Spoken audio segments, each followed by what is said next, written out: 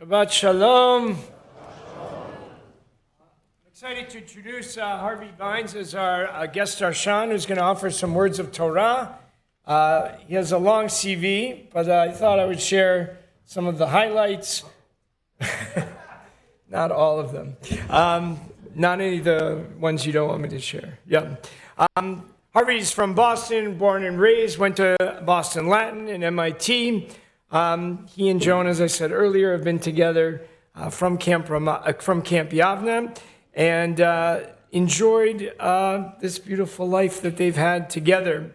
He served in the Navy as a carrier fighter in a carrier fighter squadron with tours in the Gulf of Tonkin, the Mediterranean, and Liberty together. The two of them, Joan and Harvey, enjoyed in Japan and Europe. After the Navy, they both attended. This is actually Joan's bio as well as yours, which is beautiful. Joan pursued graduate work, he at the law school, and she at the history doctorate program. I have to get all that right. Harvey clerked for federal appellate judge and served on the UV law faculty. Joan earned her PhD, and the three of their four started life in Charlottesville. Harvey joined a law firm here in Boston, coached youth baseball for many years, which to me is the highlight of your whole bio. And Joan taught history here in Lexington and Weston, became museum director for the Golden Ball Tavern Museum in Weston, and prepared local students for the English SAT and achievement tests. Harvey's been active in many areas of our shul, and as I spoke about earlier, his commitment to Jewish learning and his own modeling of that. They've been members for almost 50 years, since 1976. One story about Harvey, very short. When I first came to interview here 21 years ago, there was a lot of excitement spending that interview Shabbat and talking to many different people. And Harvey got to pull me aside and take a number of minutes, just the two of us, alone in the Pious Chapel. And I was not sure what was going to happen. Would I get grilled on some legal matters, some esoteric Torah? And instead, Harvey said, do you make time for your own learning and writing, and to pursue your own sense of being a rabbi and a teacher and a student of the tradition? And I was very struck by that conversation, one that is still with me all the time as I try my best to keep on learning and writing. And it's something that you model for all of us. And we're excited to learn from your Torah this Shabbat. Bevakasha.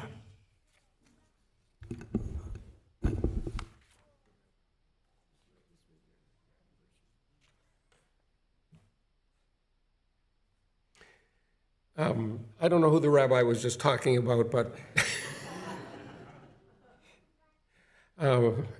I do want to say this is a wonderful occasion, and I'm glad that so many people are here for us to share it. I'm going to try to keep my remarks reasonably brief, but I don't know where I'm going to end.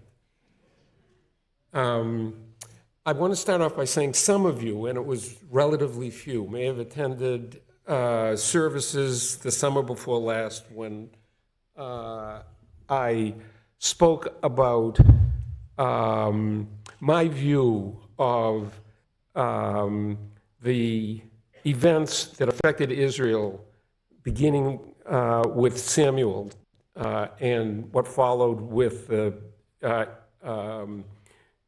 Hebrew kings, and then the separation between Judah and Israel. And I'm going to pick up on that a little bit in my remarks today. Okay, so first, so that we get the theme, I'm reminded of a scene in a movie. I cannot find the movie anywhere. I can't find it listed. I've looked on the internet and so forth, but I remember it, a scene from this movie like it was yesterday. It's an old movie. It starred Marlene Dietrich when she was a very young actress. Could have been her first cinematic role. The male lead was John Barrymore. The story was taking place in 15th century Sweden. Dietrich played the character of a farmhand who was not going to live her life as what was destined for a young woman living on a farm in Sweden in the 14th and 15th century. And so she dressed up as a page, stole a horse, and rode off. Came night, she stopped at an inn. Now, in those days, the inn served everybody who was on the road. Tables for food and so forth were in common. And when it came time to go to sleep for the night, everybody shared bedrooms. So, as luck would have it, Barrymore wound up being assigned the same bedroom as Dietrich. They go upstairs, and she's pacing back and forth because she's trying to figure out what to do. Finally, she feels like she's got to do something, so she took off her hat, and her long, beautiful, golden hair falls over her shoulders. And Barrymore sees this. Then all of a sudden, this incredible smile crosses his face, and he said, "Life is so gloriously unpredictable." Now, what's the relevance of that story? If you read the last chapters in the book of Bereshit, you see that Jacob is forecasting what will occur with respect to the tribes who will be the descendants of his sons. Now, you can't read that. You can't read the charge that he gives to his various sons. The first line that I read today was about Benjamin, and it was not nice. And in fact, just to remind you, the tribe of Benjamin was destroyed because one of David's two sons that tried a putsch to obtain the kingship failed, and it failed. The supporting cast came from the tribe of Benjamin. The tribe of Benjamin was all but destroyed as a result of that failed attempt. So the prediction for Benjamin is what seems to have occurred many, many years later during the kingship of David. And I can't read that but to think that the words that were put in Jacob's mouth about Benjamin and the other of his sons, many of whom he had harsh words for, not all of them, but many of them he had harsh words for, was an instance of looking back and trying to, whoever was writing, trying to tie that back. And the question is, well, why do that to Jacob? If I'm right, why do that to Jacob? And that connects us with the sermon that the rabbi gave recently about confronting Jacob. He's terribly important in Jewish history, but if anybody can read about the progress of his life without discomfort, I'd like to know why. He wasn't a great parent. Look at how he treated his children other than Joseph. What parent, regardless of how you feel internally, treats a child so different from the other children that you have? He wasn't a great brother. Esau probably wasn't a great brother either.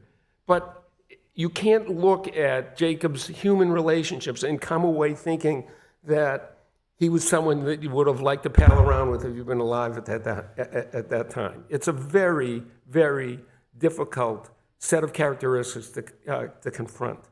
And that, to me, leads into a very important dichotomy. And that is, I compare Jacob and Jacob's forecasts as he was dying and Moses. What did Jacob do? Jacob predicted specifics of a future. And if I may say, you can tie the specifics that he forecast to the book of Samuel.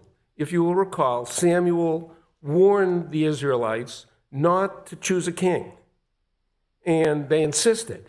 He complained to God that he was being repudiated by the people of Israel.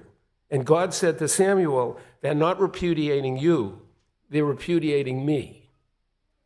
Now, as you think about it, you know that the decision to have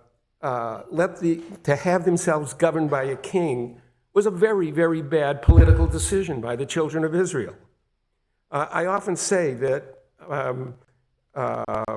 Solomon was probably smart in the sense that he got perfect scores on his SATs, but wise, not wise at all. What's the first thing that happened after the end of his kingship? A schism between the north and the south that was never repaired. And that schism led to behavior, especially in the north, which resulted in the destruction of Israel. First, the destruction of the north, then eventually by the Babylonians, the destruction of the south. We got a second chance. Returned. There was a successful revolt against the Syrians. And what happened? The governance adopted the ancient kingship model. And it wasn't very long before the Romans destroyed Israel. So now it's 2,000 years later. And we should be thinking about what does this mean for us going forward? And that gets me back to the difference, to me, between Jacob and Moses. Jacob predicts specific futures for his sons and their progeny. Moses predicts the future too, but he doesn't say what's going to happen. He says, if you behave in this fashion, life will be rich for you and your progeny. But if you don't behave in this fashion, then the consequences will be felt not just by the people who are directly responsible, not just by them and their children, but for generations afterwards. And so if you think back to the question of prophecy, which prophecy is the one that you're more comfortable with? The one that Jacob is, you will behave like this, your children will be this, or an admonition that if you conduct yourself in a certain way, these benefits will accrue. But if you conduct yourself in that way, these detriments will accrue, and the detriments will be very, very harsh, very, very long, and last many, many generations. So, as you can probably tell, I'm with Moses. Thank you very much. Shabbat Shalom. Shukar to Harvey for giving us the glorious view of life, which is the one that he brings all the time.